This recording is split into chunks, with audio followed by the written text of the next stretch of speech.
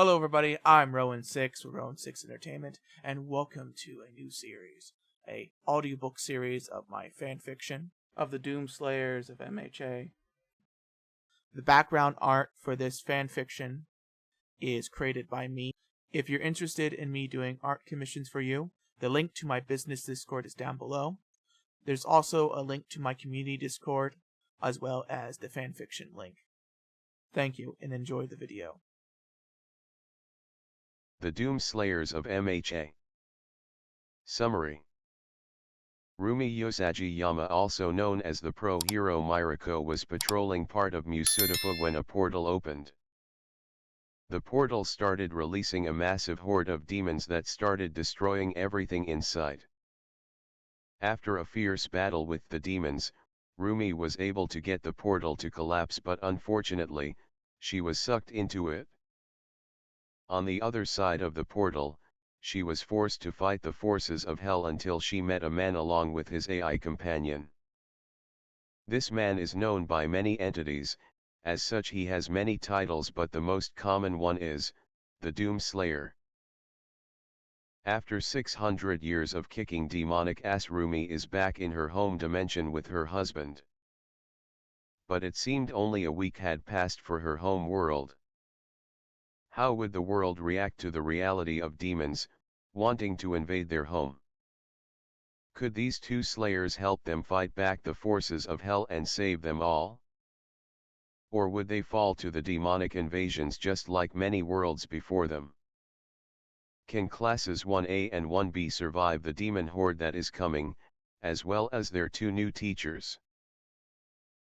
But most importantly, how is the Doomslayer going to talk to his mother Inko? Chapter 1. Ryoko was sitting in the office of her agency, going over multiple reports of the incident that happened last week. To say what happened last week was a clusterfuck would be an understatement.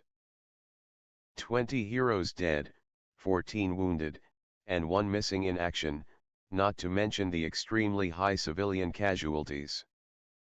All because a strange portal had opened up in the middle of Musutafu Prefecture, releasing a horde of disfigured monsters that just started killing everyone. If it wasn't for the axe of Miruko, who defeated what looked like something that came straight from a horror novel. She knew that the whole prefecture would have been wiped out before reinforcements arrived. The creature was somehow holding the portal open, but when it was defeated, the portal became unstable, and it ended up sucking everything in, which included Miruko. Now there was a manhunt going on to hopefully find the culprits behind this, as well as to see if they could find the rabbit heroine. They could not capture any of the creatures, but if she were right, they weren't going to get anything from them anyway. From the reports, they were nothing but mindless beasts with the sole focus of destroying anything in front of them. The HPSC had deemed it too dangerous for them to be kept alive anyway. So, at this point, keeping them alive was a moot point. But because of this, very little information was gathered about these strange creatures that appeared out of nowhere. Ryoko hated herself for not being there. If it wasn't for that goddamn hero rankings ceremony that she should have skipped, just like her friend Rumi did. She would have been there right beside her, and she would not have ended up missing. Ryoko rubbed her tired eyes as she attempted to shake those thoughts away. Ryoko knew that Rumi would have slapped her already for thinking those stupid thoughts. God, she needed sleep. If it wasn't for her draconic stamina, she would have collapsed from exhaustion by now. So, getting up from her desk, she went to the bedroom that she had in her agency for occasions just like this. But just as she opened the door, alarms went off in her agency. So with a growl of frustration, she ran to her secretary's desk to see what the fuck was happening. But it was as she was crossing in front of a window that she spotted a large red and black portal that was twice the size of the first one in the exact same spot as the original. Wasting no time, she rushed out of her agency, then transformed into her dragon form and flew off. It was a good thing, too, because a horde of disfigured monsters was just starting to rush out of the portal. Landing on the ground, she immediately started hacking through the horde. HPSC already declared these creatures to be killed on sight, and even though she did not agree with most things that the HPSC does, she could agree with this decision. These monsters were way too dangerous to be kept alive and way too strong to be contained by conventional methods. At least the heroes did not need to worry about civilian casualties this time, since the whole area was quartered off and declared a crime scene. And since the buildings in the area were practically beyond repair already, she did not need to worry about property damage either. This allowed her to deal with these monsters with no restraint, which was nice for a change. Usually, she had to be very careful with her dragon form and rarely was able to cut loose like she is right now. Her thoughts were cut off by a superheated ball of plasma smashing straight into her side, which sent her through several buildings. She knew any other hero would have died due to such an attack, but thanks to her draconic armored scales, she was luckily able to tank that blast.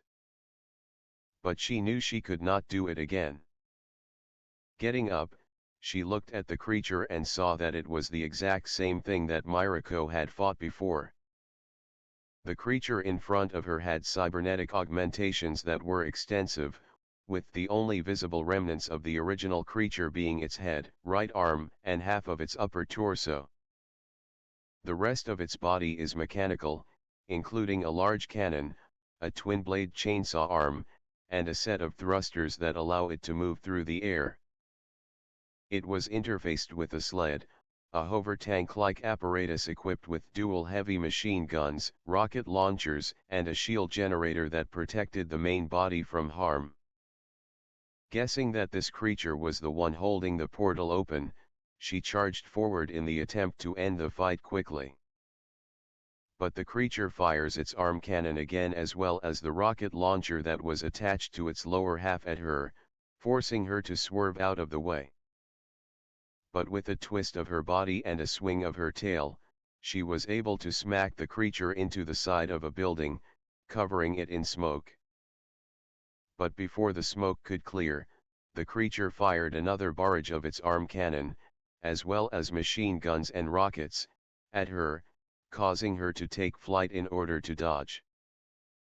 But that was a mistake, since a second one of the creatures slammed its arm cannon into her side, causing her to crash back down into several buildings. Attempting to get back up, she could not help but notice that there weren't just one or two, not even three, but four of these monstrosities. And all of them were aiming their weapons at her, preparing to kill her. Knowing that there was no way she could dodge their next attack, she braced herself for what was to come.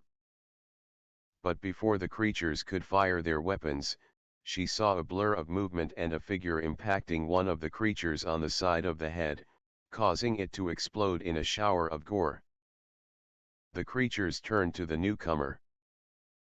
But the figure just jumped in front of them and slammed what appeared to be a big-ass double-barreled shotgun into the side of one of its heads before pulling the trigger and blowing its head off. And with the flexibility of a gymnast, she roundhouse kicked the second one, which ended up decapitating the creature. Which left the only other one remaining, which ended up being tackled by a giant armored behemoth right into a building. Getting up, she could finally make out one of the figures that had just saved her. It was a woman of around 153 centimeters tall, wearing white armor with purple highlights. Blue runic symbols decorated it, as well as the blood and gore of the monsters that she just slayed. The woman bounded over to her and tackled her into a hug while she was still in her dragon form, and to her surprise, the force was strong enough to bring her to the ground. This happened so fast, and due to her injured state, Ryuko had no time to react to it. Shocked at the hug from this random woman who just saved her and the strength behind it, Ryuko did not move. But it was what the woman said next that shocked her even further. "Ryuko, oh my god, I'm so glad to see you," the armored woman said as she cried out in relief. This caused Ryuko to freeze up because she recognized that voice. "Rumi, is that really you?" Ryuko asked as she attempted to hold in her tears. Jumping off her friend, the armored woman took off her helmet and revealed that indeed it was Rumi. But she was slightly older and more rugged than before. Rumi's long white hair was now cut short into a bob cut, and she had a noticeable scar on her chin. "It's great to see you too, Ryuko, but are you okay? You took a pretty nasty hit from those bastards," Rumi said, now seeing the scorch marks on her clothes and scales as well as the blood that was dripping from the corner of her mouth. She knew how hard those bastards could hit, and the fact that she wasn't wearing anything specially designed to handle such abuse made her worried. "I'm fine, just a couple of broken ribs and burns, nothing I can't handle." "But where have you been for the past 2 weeks, and why do you look older?" Ryuko asked, confused. "AHH, 2 weeks, huh? I guess Vega's calculations were right," Rumi said to herself, amused. But before Ryuko could ask what she meant by that, the sounds of a large explosion grabbed their attention, and before Ryuko knew it, Rumi was dashing off towards it. Taking to the sky, Ryuko attempted to follow her friend, but Rumi was moving 5 times as fast as she had before. Looking where she was heading, she could see the portal widening as a massive figure stepped through that was twice the size of All Might. The creature's appearance consists of a reddish-pink complexion. Muscular, hairy goat-like legs ending in hooked feet, a muscular upper body, a goat-like snout, 2 black outward curving horns located on the sides of its head, and some type of device on its back. But what truly scared her was the fact that it just punted Endeavor with a force that shattered the buildings around it. Endeavor's mangled body flew through the air as she caught him. Luckily, she could tell the man was still alive but unconscious. She could also tell that there was no way that she could take an attack like that. Hell, she doubted that even All Might could take an attack like that and not come out unscathed. So it was to her great surprise that a mountain of a man wearing green armor caught the beast's punch and proceeded to throw him over his shoulder towards Rumi, who pulled out a machine gun and started shooting at the creature's neck, which weakened it enough for her to decapitate it with a single kick to its forehead. As the creature died, the portal became unstable. But thanks to the man being seemingly not affected by the pull of the portal's power and Rumi's new speed, they both were able to prevent any other heroes from being sucked into the portal before it closed.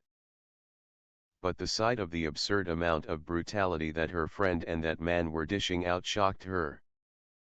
Especially when it seemed like the two had been fighting for decades together, which, in her mind, couldn't be possible. As they proceeded to brutally kill the rest of the creatures until there was nothing left but piles of gore, Ryuko could not help but wonder what the fuck happened to her friend. 2 weeks earlier, Rumi was barely able to defeat that cybernetically enhanced creature. After she defeated the fucker, she ended up in a place that she did not recognize after being sucked into that portal. Rumi was quite stupefied by the sight in front of her. The place was strangely beautiful, it had a lot of rocky terrain with a climate similar to her home. There was a lot of craggy landscape with numerous mountains and rocky formations. The sky has a blue-green hue, sometimes lit by streaks of green lightning.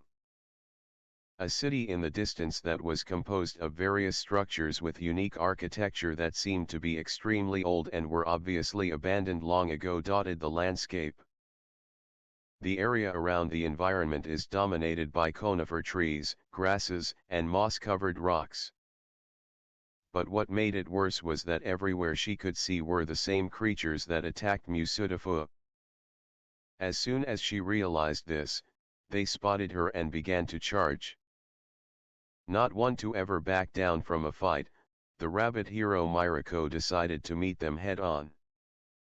She fought, kicked, and smashed her way through the unending horde. But since she was already exhausted as well as injured from her previous fight, she really couldn't do much before she was forced to retreat. After finding a cave in the mountainside, she rested and let her wounds heal. After she was all rested up and healed, which took a couple of days, she went out again in an attempt to get past the unending horde in the hopes of getting into the city. But yet again, she was forced to retreat back to her cave. It was her third attempt, where she realized that she might have bitten off more than she could chew. After being slammed into the ground harshly by a charging creature with pink scales and hide, she looked up at the incoming horde and the newcomer. Decapitating some of them with a single kick, she attempted to slam her foot down on the pink creature, but as she did, her foot nearly broke on the creature's armored hide. Jumping back in an attempt to get her bearings, she did not realize that a second one of those pink abominations was charging at her. Blindsided, she took the charge full on and was slammed into the rock face. Unable to move her body, she looked up at the incoming horde with a defiant glare and prepared herself for her death. But her death never came, because a mountain of a man wearing green armor charged through the demon-infested horde, firing various weapons and tearing them apart from limb to limb with his bare hands. Rumi watched, amazed, as this man tore through the horde with such skill and brutality that she doubted even All Might could match it. As the horde was finally cleared out, the last thing that Rumi saw before passing out was the green armored warrior approaching her.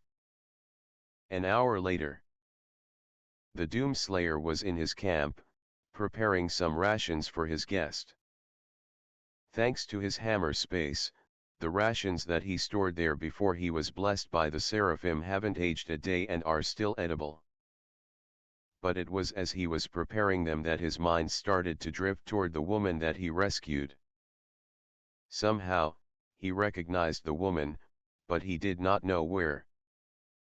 Looking at her outfit, which was covered in blood, was when he remembered. Opening his hammer space, he pulled out something he had kept with him since the beginning. Pulling out an old and ragged yellow backpack, he opened it, revealing multiple books and some pencil cases.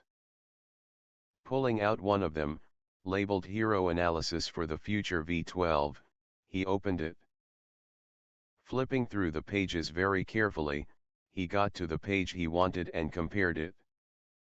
It was then that his mouth opened and he spoke up.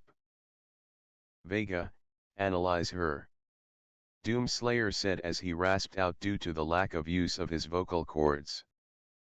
Vega was quite surprised at the fact that the Doomslayer spoke to him.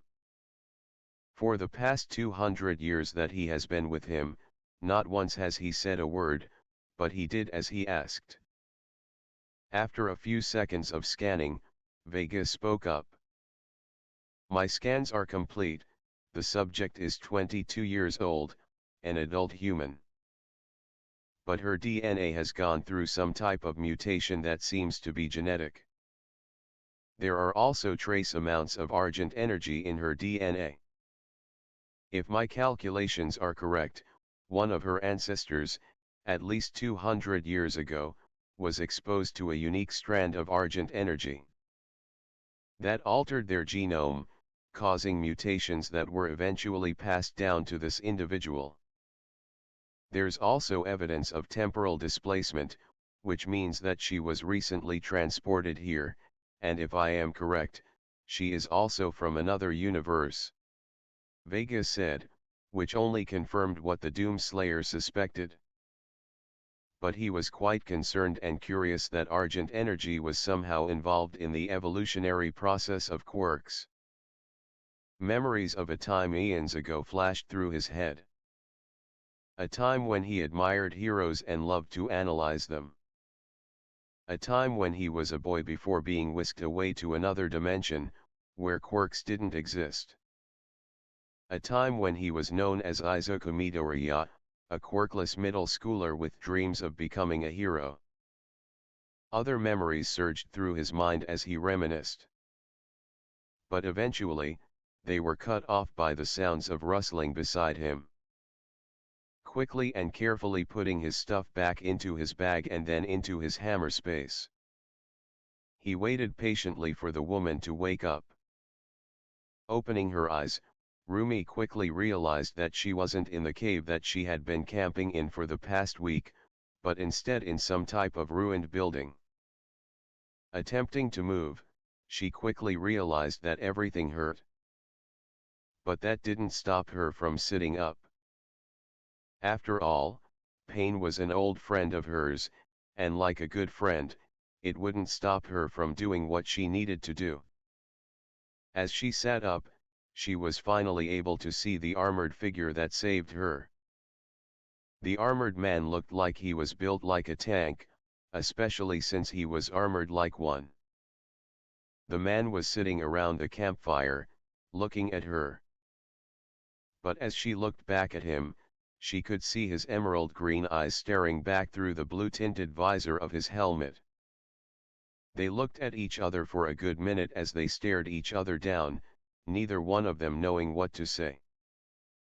But thankfully, it was the voice of Vega that broke through the silence. "Slayer, I have analyzed her condition, and besides a couple of broken bones and a concussion, she is fine. I have also analyzed her DNA, and like you, if done right, she could gain strength from Argent energy by slaying demons, which will strengthen her and heal her wounds. We will have to Mithridatism her slowly to Argent energy by slaying demons and letting the Predator suit absorb some of the energy and stockpiling it. We will then slowly give that energy to her over several days until she builds up a decent immunity to it, so then she can safely absorb the Argent energy from slain demons. We're also going to have to find a way to stabilize her when the stockpile energy she absorbs reaches critical mass, though."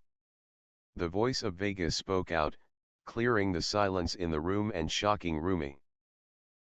This caused her to shoot up from her sitting position into a standing one, which she quickly realized was a terrible idea since her leg was obviously broken, causing her to fall back down onto her ass. Moving quicker than she could even comprehend or react to, the Slayer grabbed her before she could hit the ground and slowly placed her back onto the makeshift bed. He checked over her wounds quickly to see if anything was wrong, and when he found none, he moved back to the campfire and sat down. Once he sat down, Rumi got out of her shock, and once that happened, she asked the question that had formed in her mind after hearing Vega's voice. "Who the fuck was that, and what the fuck are you saying?" Rumi said in accented Japanese, her tone aggressive. She did not like being seen as weak, and she definitely does not like feeling like it either. This was the part where Vega realized that this woman did not know English and only spoke Japanese. "Slayer, it appears that she is speaking Japanese, and if I'm right, her accent and her vulgar speech pattern indicate that she came from either a poor or harsh background. This is further evidenced by her body language and her posture.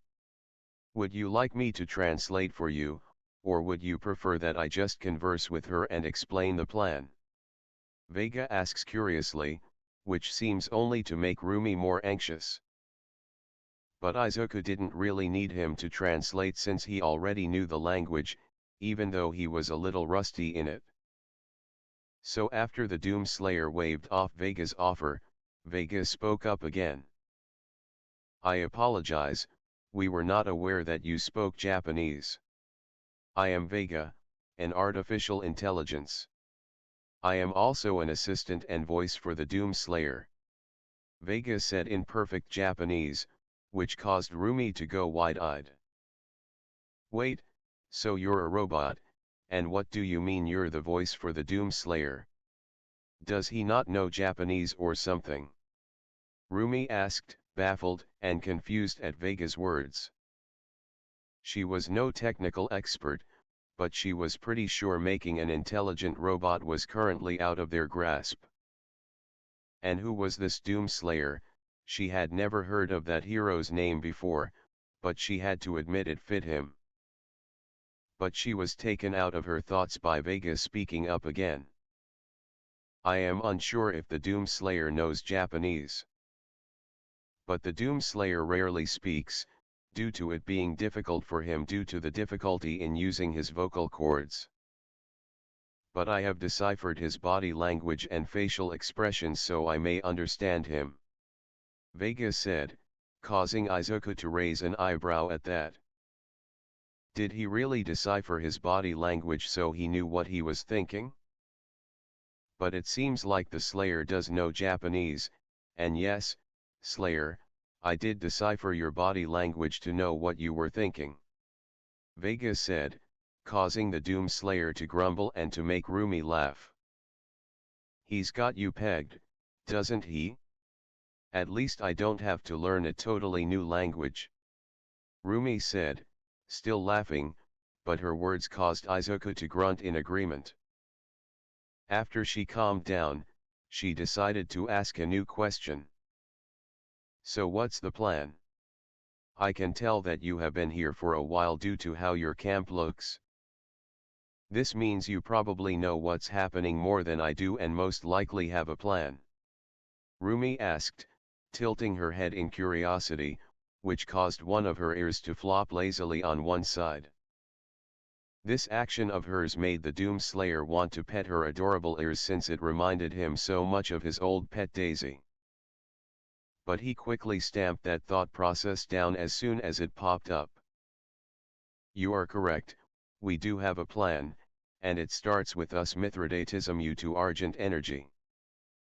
You see, Argent energy is quite hazardous to organic life, but luckily for you, your DNA structure can adapt to it.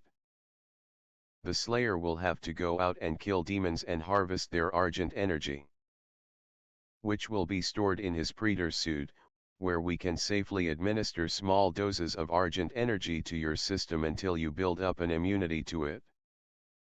If done correctly, this could increase your speed, strength, regenerative capability, and longevity. Even though you will never be on the same level as the Doom Slayer, you will be pretty close. This will take several years to complete, but only a couple of days to get your resistance up enough for it not to be a health concern. But within a couple of years, though, you will hit critical mass, and your body may begin to break down. But do not worry, I am calculating a plan for that as we speak. Vega said, causing Rumi to look at him in shock.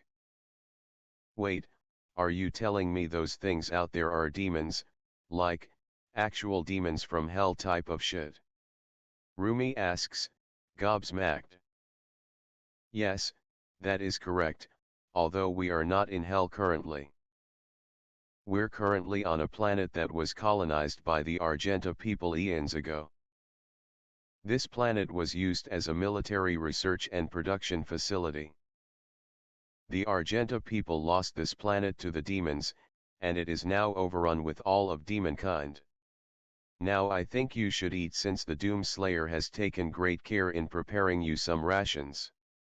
Vega said as Izuku handed her a bowl of soup. Rumi sat there in silence as she ate the food that she was given. But she could not help but wonder, what the fuck did she get herself into, and how does she get herself out of it? Make sure you guys like and subscribe, and I'll see you guys next time. Bye!